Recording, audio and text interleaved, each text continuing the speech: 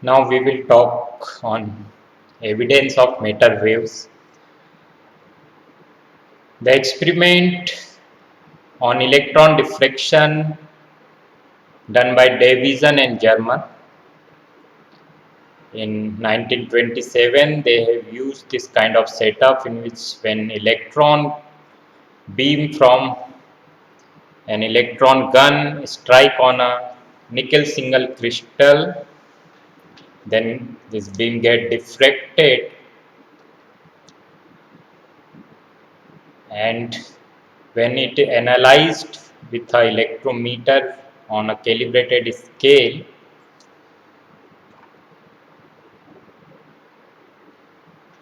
and when the plot graph is plot between current intensity and scattering angle, then they got peak at 50-degree scattering angle and the accelerating potential is of 54 volt.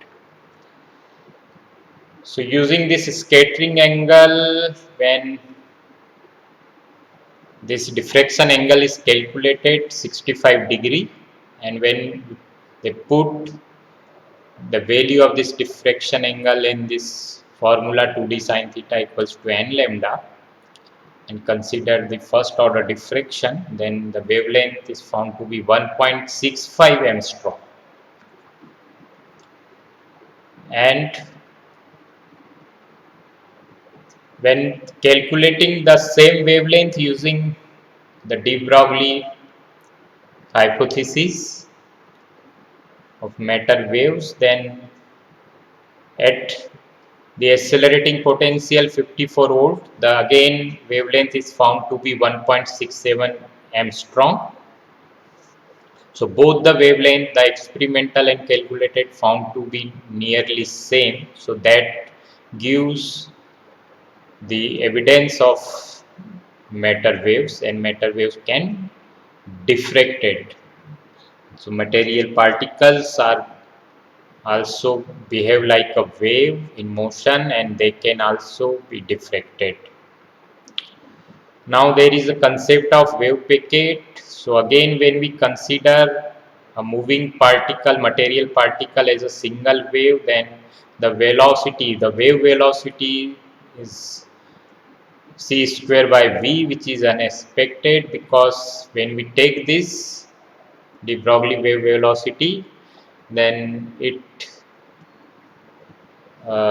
concludes that wave, the particle lag behind, the wave goes far away, so we can't consider material particle as equivalent to a single wave. So there is a problem. So Schrodinger solved this problem by postulating that a material particle in motion is equivalent to a wave packet rather than a single wave. So group of wave. De Broglie waves are the combination of several waves given by the superposition principle. The superposition of large number of waves of continuously differing frequency and varying amplitude forms the wave packet. You can see here, this is wave packet, which is consist of so many waves of differing frequency and amplitudes.